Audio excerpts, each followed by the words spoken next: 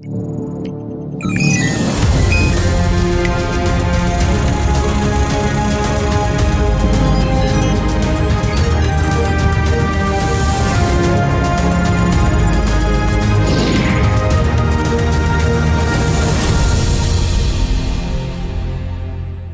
and a very warm welcome to yet another brand new edition of Science Monitor, your weekly update on what's happening in the field of science, technology, research and innovation in and around the country. I'm Tina Jha. From a smart and affordable technology for oily wastewater treatment to the discovery of a new plant species in Mizoram, we have plenty in store for you on today's edition of Science Monitor. But as always, let's begin with the top stories of the week.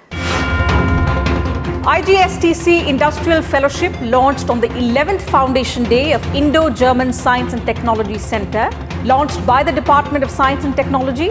The fellowship will provide a new platform to young Indian researchers. Indian researchers discover the biochemical relationship between overconsumption of sugar and the onset of fatty liver disease. The study might help in developing appropriate therapeutic solutions for the ailment. Jadavpur University, Kolkata develops new technology for oily wastewater treatment. Innovative and affordable technology can reduce costs for many small and medium-scale enterprises. And researchers from IISER Bhopal discover a new species of the African violet plant from Mizoram. The discovery brings new insights into the evolutionary trajectory of flora in northeast India. And now the news in detail. The Department of Science and Technology, Government of India, has started another initiative to encourage young Indian researchers towards applied research and technology development. On the 11th Foundation Day of the Indo-German Science and Technology Center on the 14th of June 2021, DST launched the IGSTC Industrial Fellowship for young Indian researchers in the field of science and engineering. The fellowship will support the Indian researchers for industrial exposure at German industries as well as industrial research and development institutions. More details in this report. The Department of Science and Technology, Government of India runs various schemes at the academic level to create a strong ecosystem of research and innovation in the country. This includes international fellowships for scholars under binational science and technical cooperation programs. As part of this, on the 11th Foundation Day of the Indo-German Science and Technology Center IGSTC on the 14th of June 2021, DST launched the Indo-German Science and Technology Center Industrial Fellowship. The purpose of this grant-supported fellowship of up to 1 year is to inspire young Indian researchers to pursue applied research, technology development and industrial experience in a German setup, thus encouraging capacity building. I, of course, congratulate the center, completed more than a decade of successful applied research and networking, with the support of German Ministry of Education and Research, BMBF, and the DST. The center has, as we heard, supported 44 technology development projects and 27 bilateral workshops involving academia, institutions, and industry in India and Germany. This fellowship would encourage capacity building and encourage students to think of challenges faced by industry and the research solutions for them. It will encourage applied research, innovation and technology development and industrial experience in German industrial setup. The co-chairs and members of the IGSTC governing body, besides representatives from the Indian and German governments, industry and academia, were present at the virtual ceremony to launch the fellowship. This fellowship will support young Indian PhD students and postdoctoral scholars in the field of science and engineering for industrial exposure at German industries and industrial research and development institutions. With this, the two countries will get another platform for the exchange of science and technology knowledge. This program will bring talented Indian researchers to Germany. They can work with German companies or German institutes for applied science. As fellows, they can grow their ideas and create long-lasting relationships between both countries. The fellowship are supported with a very attractive grant and can go up to 1 year. We have a lot of information about the fellowship regarding the categories, eligibility, grant, and fellowship guidelines at the IGSTC website. IGSTC was established by the Department of Science and Technology, Government of India, and the Federal Ministry of Education and Research, Government of Germany, to facilitate Indo-German research and development networking with emphasis on industry participation, applied research, and technology development. The recently launched Industrial Fellowship will further strengthen this objective.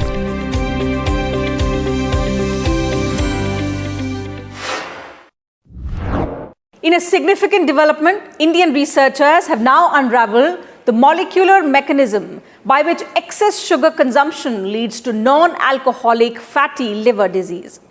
According to the researchers, their findings have conclusively shown that excessive sugar intake leads to a fatty liver, and this can also help in developing appropriate therapeutics for the chronic condition. More details in this report. Non-alcoholic fatty liver disease, NAFLD, is a serious ailment in which fat accumulates on the liver. The scary thing is that many times symptoms of this medical problem do not show up even for 2 decades. The excess fat can irritate the liver cells, resulting in scarring of the liver, cirrhosis, and in advanced cases can even lead to liver cancer. In India, about 9 to 32% of the population suffers from this problem. The disease has increased to alarming levels even among school children who are obese. One cause of NAFLD is the consumption of too much sugar and other forms of carbohydrates. The liver converts these into fat via a process called hepatic de novo lipogenesis. However, the reason behind this biochemical relationship had not been ascertained so far. Now, a research team led by researchers from the Indian Institute of Technology, Mandi, has been able to establish the underlying biochemical relationship between the overconsumption of sugar and the development of fatty liver. The findings of this study have recently been published in the Journal of Biological Chemistry. It was known earlier that excessive carbohydrate intake can lead to the lipid accumulation in the liver. But interestingly, it was not known the underlying mechanism or the biochemical or the molecular mechanism how excessive carbohydrate intake or excessive sugar intake can lead to the lipid accumulation in the liver. Researchers studied the complementary experimental procedure on mice models and found a correlation between the carbohydrate-induced activation of a protein complex called NF-kappa beta and increased DNL. The research has shown that the activation of hepatic NF-kappa beta P65 reduces the levels of another protein called sorsin, which in turn activates liver DNL through a cascading biochemical pathway, essentially meaning that it reduces the fat-controlling ability of the liver and leads to accumulation of fat. This correlation between this complex protein and increasing DNL had not been recognized yet. With the molecular linkage of this process becoming clear, it will now be easier to find a cure for this disease. NF-kappa beta also has a role in other inflammatory diseases such as cancer, Alzheimer's, stroke, muscle wasting, and infections. And scientists around the world are developing therapeutics that can block NF-kappa beta. This research led by IIT Mandi also proves that fatty liver disease can be avoided by minimizing the consumption of sweets. We find out an important protein, it's called NF-kappa beta, play an important role in inducing the lipid accumulation in the liver in response to carbohydrate intake. So what is our take-home message from the paper? That any inhibitor, if we can use, that NF-kappa beta inhibitor, that can block the fatty liver progression and development in response to that high carbohydrate sugar intake. India is the first country in the world to understand the severity of non-alcoholic fatty liver disease and the need for action against it. The Government of India has recently included NAFLD in the National Programme for Prevention and Control of Cancer, Diabetes, Cardiovascular Diseases and Stroke, or NPCDCS. The recent discovery by IIT Mandi is an important initiative towards controlling this disease. And with that, time for a short break here on the program. There's lots more coming up ahead. Don't go anywhere.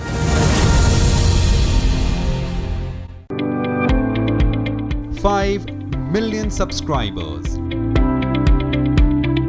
1 million subscribers in less than 10 months.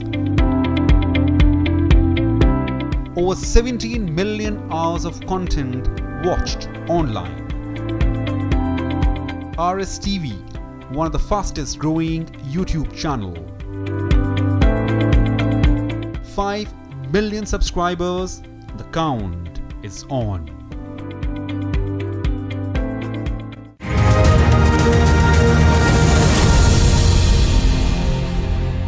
Welcome back. You're watching Science Monitor.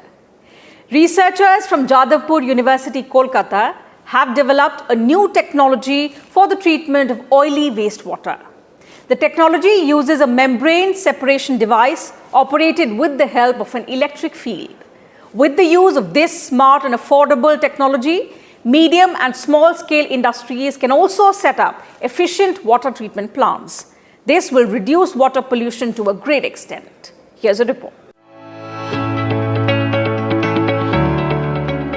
Urban wastewater disposal and wastewater from industries are the biggest causes of river pollution in our country.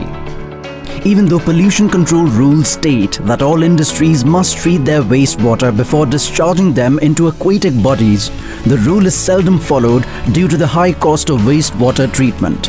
This potentially stops industries, especially the small and medium-scale ones, from cleaning their oily wastewater at the source point itself. Small and medium-scale industries are often unable to bear the costs of treatment and so dispose of their wastewater without treatment.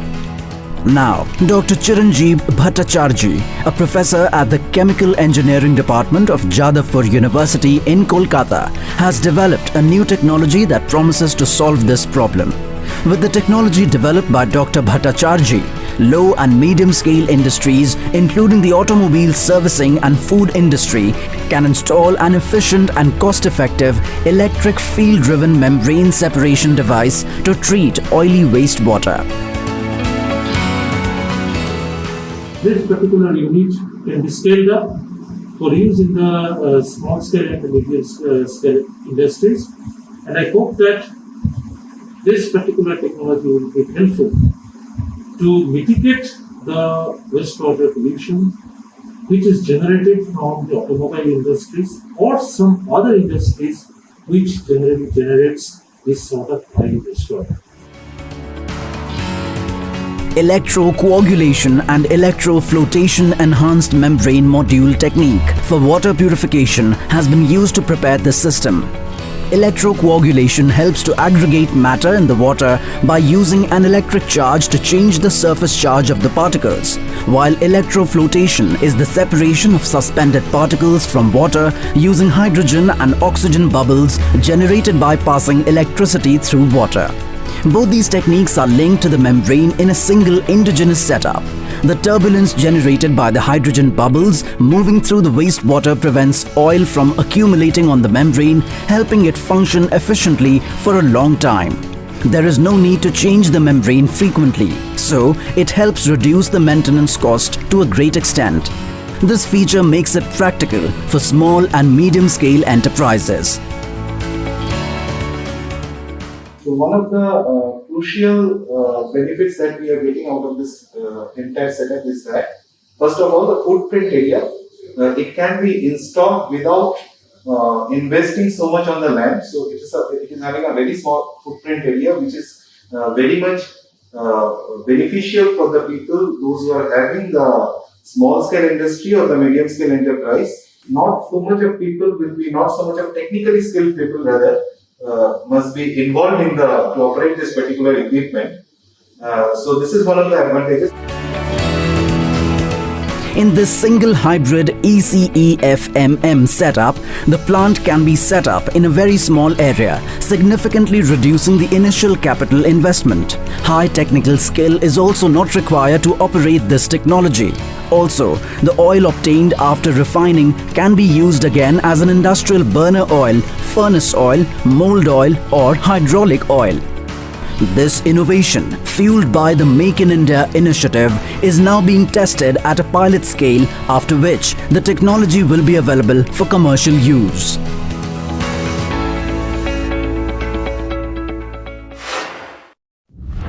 Researchers from the Indian Institute of Science, Education and Research, Bhopal, have recently discovered a new species of plant belonging to the African violets family in Mizoram and adjacent areas of Myanmar.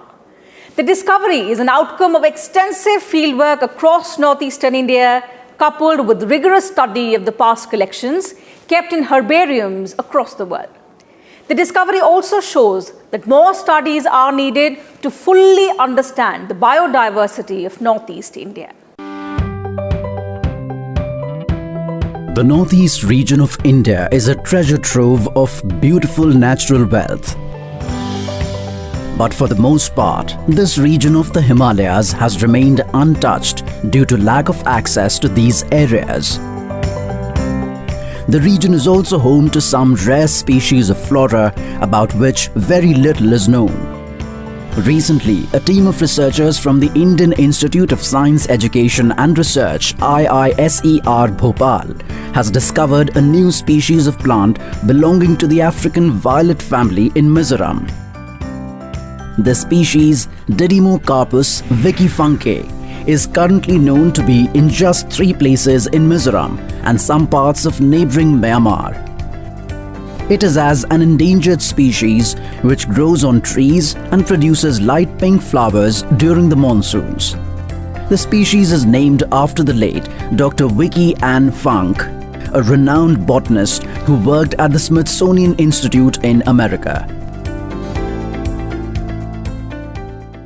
The paper that is being highlighted right now is one of those species, and it belongs to a family called the Gesneriaceae, also known as the African violet family.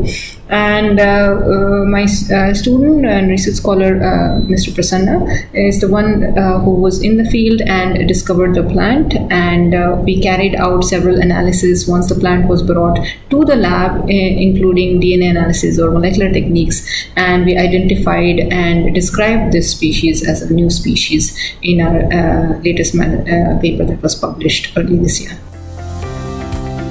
The team of IISER Bhopal made this discovery while studying the evolution and biogeography of the Didymocarpus plants. Didymocarpus is a genus of plants belonging to the family African violets, and its members are found in the region from the western Himalayas to Sumatra. Most of these species are narrow endemics that require specialized habitats to survive. In this way, these plants also act as indicators of pristine habitats. There are currently 106 known species of this genus, of which 26 are present in the northeastern states of India. While collecting the plants for study, the scientists stumbled upon a plant that was distinct from all botanically known plants. The plant has been described as a new species after a long trial based on morphology, published literature and prior collections. There's a lot of scope in that in the Northeast to discover and to explore new topics in science. For us at the Tree Lab, one of the most interesting part of the Northeast is its connectivity to its connecting link to the Southeast Asia. And so we see Northeast India as one sort of a bridge, a large bridge that we have between the flora of India and the flora of Southeast Asia, of which and how plants move from in these two large regions. And that is primarily the focus of most of our research in my lab. According to the researchers, the diversity of plant species in northeast India is very high and unique due to the two biodiversity hotspots, the Indo-Burma hotspot and the eastern Himalayas, and many species are yet to be detected. This discovery by Indian researchers has given another indication of the richness of Indian biodiversity. The findings of the study have been published in the international research journal Systematic Botany.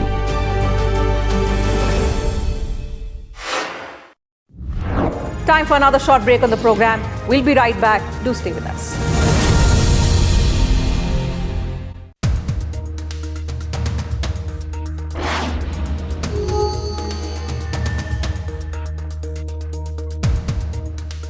अनुच्छेद 151 audit report से जुड़ा है।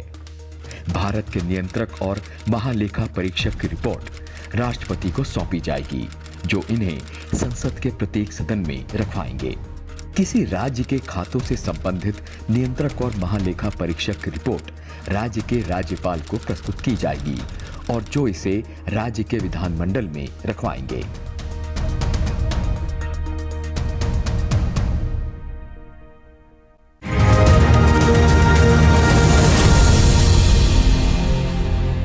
Welcome back once again. You're watching Science Monitor. Time now to take a look at some more recent activities taking place in the field of science in our special segment, Science Express. According to a study supported by the Science and Engineering Research Board of the Department of Science and Technology, single dose of the vaccine may be effective for patients who have recovered from COVID-19. This is because the immune memory developed during recovery from a mild COVID-19 infection lasts for a few years. The study conducted by Dr. Nimesh Gupta of the National Institute of Immunology in collaboration with Dr. Ashok Sharma and Dr. Poonam Kaushik of the All India Institute of Medical Sciences found that nearly 70% of the Indians infected with SARS-CoV-2 have very high levels of reactive white blood cells or CD4+ T cells that are an essential part of the human immune system. These T cells were already present in people carrying the common cold virus, and this was found to limit the virus burden. Researchers believe that immunological memory is mainly associated with the spike protein of the virus, and it can induce a vaccine-like immune response in patients with mild infections. Based on this study, it is seen that in such people, only one dose of the current vaccine can keep their immune system at work against the virus for a long time. British scientists have succeeded in creating a device that can detect coronavirus infection inside a room in just 15 minutes. Preliminary results of a research by scientists from the London School of Hygiene and Tropical Medicine and Durham University have shown great results. This COVID-19 alarm detects the deadly infection by detecting volatile organic compounds produced by the skin and breath of the infected individuals. In other words, viruses bring a change in the body odor, and this can be detected by devices with organic semiconducting sensors. A startup called RoboScientific is developing this device. The level of accuracy of the results during testing ranged from 98 to 100%. This technology can prove to be extremely effective for screening inside aircraft cabins, classrooms, care centers, homes, and offices. The company is also developing a portable device based on the same technology which can be used to identify infected persons individually. Apart from coronavirus, the alarm system can prove to be effective for identification of other future epidemics. It will now be possible to take clear pictures of objects even in dense fog. Indian researchers have found a way to improve images taken during low visibility. Researchers at the Raman Research Institute, Bangalore, an autonomous institute under the Department of Science and Technology, have been working in this direction for a long time and have now come up with a solution to improve the quality of images without the help of heavy computations. The technique involved modulating the light source consisting of 10 red LED lights and then demodulating it at the observer's end to achieve better images. A significant improvement was observed in the quality of images obtained using the modulation-demodulation technique.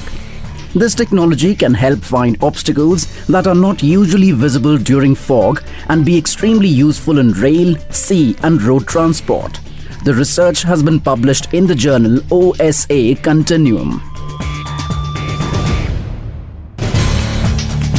Scientists have made a breakthrough towards solving the grand scientific structural mystery of glass. The study by an international research team, co-led by the City University of Hong Kong, found that amorphous and crystalline metallic glass have the same structural building blocks. And the connectivity between these blocks is what makes a glass crystalline or amorphous. The findings of this recent study shed light on the understanding of glass structure.